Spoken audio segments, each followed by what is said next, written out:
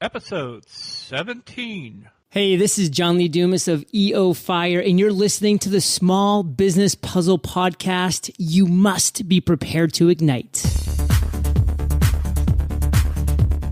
Struggling to get your business online? You've come to the right place. Welcome to the Small Business Puzzle Podcast. Now, here's your hosts, Michael and Teresa Blaze.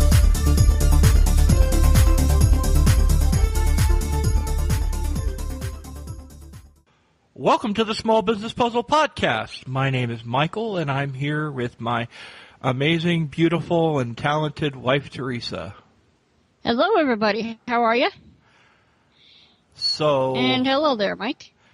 How you doing, my beloved? You know what? I'm doing good. I'm doing really good. Things are moving along at a good clip. We're making things happen, and that's always a good thing. I will tell you, babe, I would not want to do this business with anybody else but you. Yeah, no, I enjoy what we do, and I enjoy doing it with you. So, for sure. Announcements. Mike, what do we have on the announcement side? Well, I wanted to give you guys an update on how many downloads we have, because we are just doing absolutely amazing considering we took a few months off. We are sitting at 2,600 downloads right now. And that is all because of you guys. We appreciate each and every one of the downloads. We hope that we're adding value to your lives. And if you like what you're hearing, you know what to do. Indeed. So, let's see. We have a new page that we're going to be launching. It'll be up by the time this podcast is up. It is a resources page. These are the resources that we use for our business, and we highly recommend them. They are affiliate links, so that if you buy it from us, we'll earn a little coin out of it. That just basically goes to help to defray the cost of the podcast. We want to do this to help you guys out and everything, but there are costs, and so if you buy from us, we'll earn a little bit. So that being said, for sure, on with the show. So that's sbppodcast.com/resources. Indeed. So, okay. What are we going to talk about today, Teresa? You asked for an open mic today. I did, and I thought today we would talk about one of the more, people confuse it and they kind of complicate it, but it's not really that complicated. Okay. It is the subject of copywriting. And no, before anyone asks, we are not dealing with, the kind of copyright where, copyright 2017 or whatever, okay? We're not dealing with that. That's a whole different bowl of wax, and that's not what I'm talking about here. Right. I am talking about writing sales copy to sell your products, or to write your blog posts, or to write your social media posts. I believe that, I think as Ray Edwards said, it's the art of persuasion in print. Yep. John Carlton calls it salesmanship in print. Salesmanship in print. Thank you. I know I was close. Had to be one of the two, right? Oh, yes, indeed. Indeed. So, I wanted to take some time and kind of give you a very, very simple, easy formula that you can use when you write your copy. And understand this formula has been around a long time. This is not something that's recent. No. It still works. It still works. It's my kind of go-to when I sit down to write a page. So take it away, Therese. The first part of this formula, okay, is here's who I am. Okay? When you sit down and you write out your page, people are going to kind of look at that and go, okay, well, who are you? So, what do? You tell them. My name is Teresa Blaze. I've been in marketing for over 10 years. I work with small businesses in multiple different industries. Okay? So what you want to do is just sit down and tell them who you are. Just be upfront, be honest. Okay? If you are a criminal law attorney, hey, my name is John Smith. John Smith, and I have been an attorney for over 20 years. I have dealt with all forms of criminal practice and criminal defense, no matter what your situation is. I mean, now obviously you want to, drill down a little further because you want to write to your avatar. And we've spoken about avatars before, and they do actually apply in more than just, say, podcast listenership, but alas, that's a different topic altogether. Yeah, you got to know who your audience is, regardless of what your what your profession is. You need to know who your audience is. Indeed, and if you want to learn more about avatars, I'll have Mike link back to the episode where we actually discuss that in the show notes. Yeah, that was sbppodcast.com/1. That was our first episode. Yep. So. Okay, so the first step in this little formula is here's who I am. The next step is very similar, but it's a little different. See, it's here's who I am. Here's why you should listen to me. Okay? This encompasses any form of testimonials, reviews, endorsements, referrals, anything like that. You want to kind of include on the page. Right. Okay?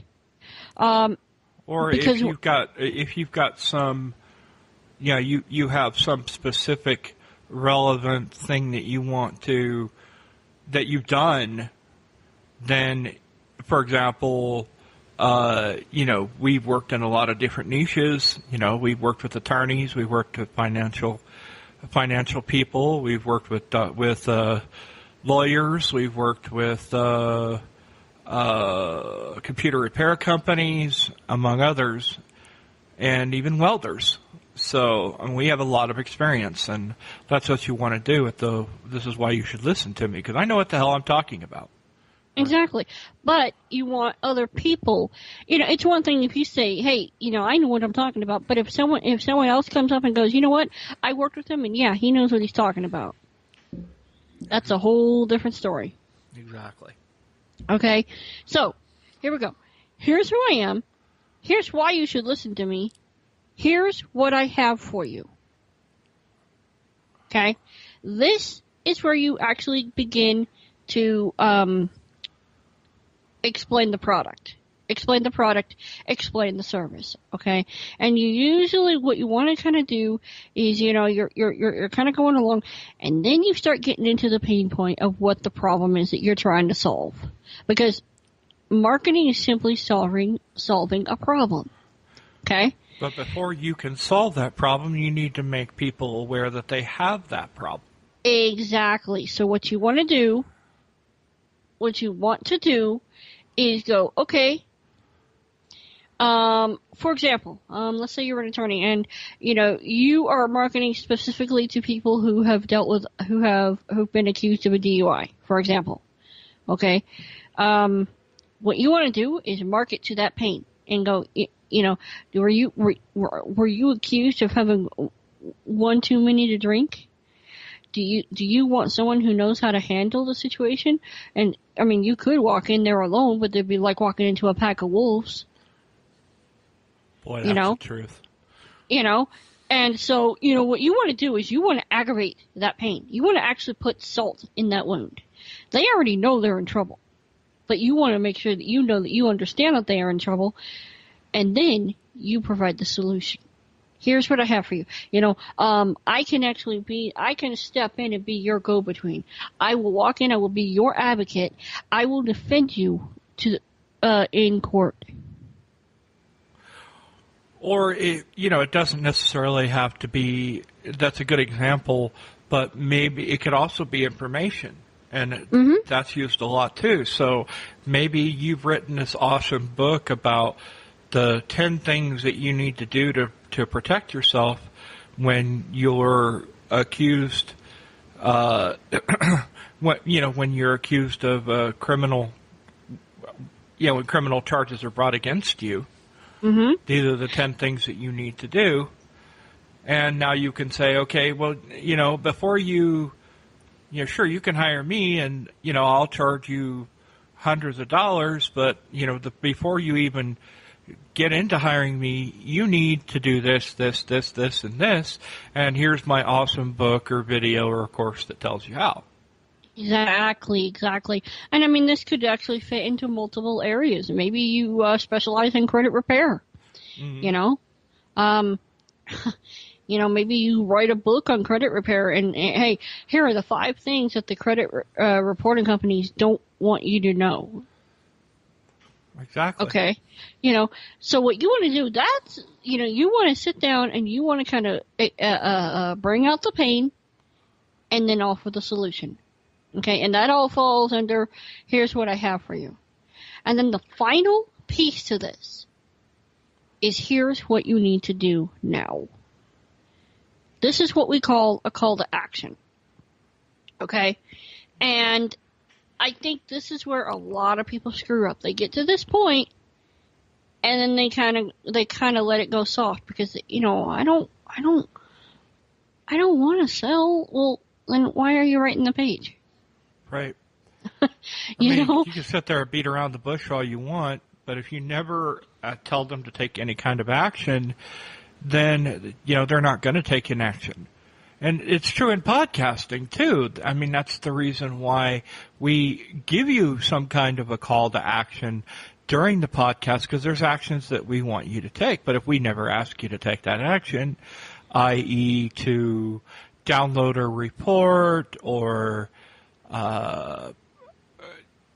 comment on the post or go watch a video or whatever, then, we're not asking you to do it. You're not going to do it, and neither will your customers.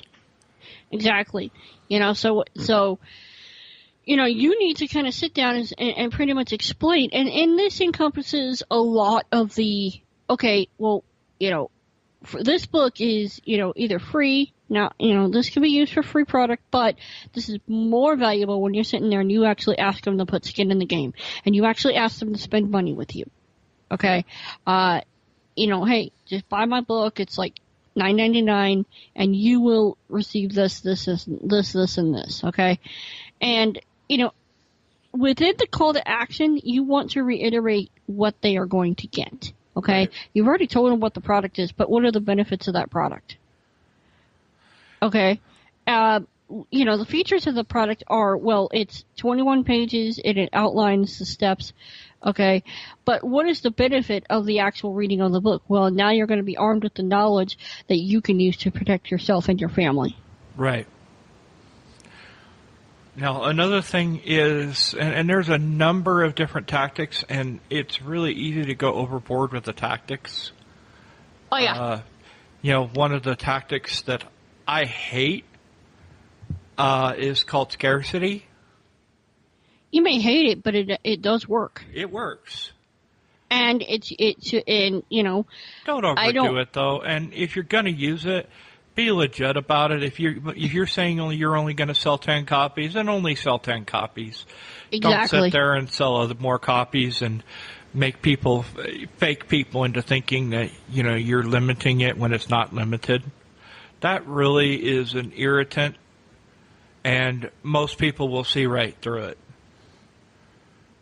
Now, there are marketers that I know for a fact, if they say that it's going to be off the market or the price is going to be raised in 24 hours or whatever, it's going to happen.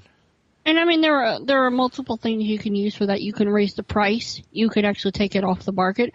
Or let's say you've added a bonus or something and say, you know what, well, after I sell this many, the bonus is going away. Right. And bonuses are important too. You want your people to perceive that you are delivering a high-value product. Well, it's more than that. You want them to get more value out of it than you're asking. You want them, if you're asking them to buy something for $10, okay, then you want to sell something worth about, $20 to $50. Right. Okay? It has to have a high perceived value. Exactly. So, okay. What are the 4 sections of well-designed copy? Here's who I am. Here's what I have for you. Or no, sorry. Here's who I am. Here's why you should listen to me. Here's what I have for you. And here's what you need to do now. Start with that. Write to that platform. And you will have improved your copy immensely.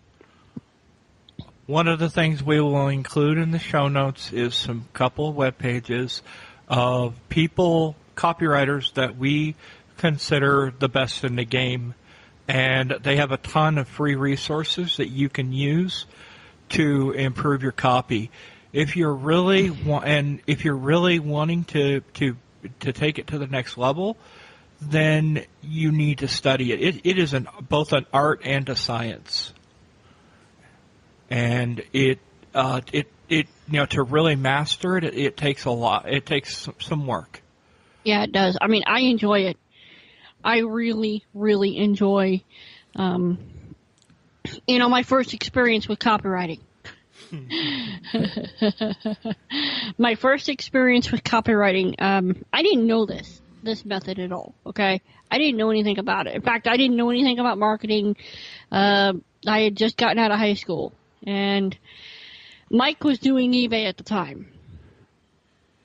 And he was like, "You want to help me sell something?" I'm like, "Sure, okay." And he hands me a set of Ginsu knives. He says, "Write me some copy for it." I didn't know what the heck I was doing. But I was like, just writing what they are and all that is going to be boring. I'm going to spice it up a little. And she did. And I sold every single package of the things that we had. And that was not knowing any copywriting at all. I just kind of went creative writing because I enjoyed creative writing. And that was my first taste of entrepreneurship. That was my first taste of what copy can actually do. And I went, well, geez, if my writing can actually make money, I want to do more. So, I said that to say this, look, it's great, it's fun, it's enjoyable. If you actually, if you want to try it, I gave you a good formula you can use. There's also other formulas out there that you'll learn if you dig into it. But you know what? It's all about sitting down and just giving them quality work. So, I am going to actually see about putting, these 4 steps into a good report or something. Or I think, it'll probably be in the show notes. So, if you want to kind of review them, you can. And with that, Mike? This has been the Small Business Puzzle Podcast. You're listening to episode number 17, sbppodcast.com/17. That's where all the show notes and the goodies are going to be. So, with that, I'm Michael. And I'm Teresa. Have an awesome day. Bye. You've been listening to the Small Business Puzzle Podcast. To catch all our past shows, visit sbppodcast.com.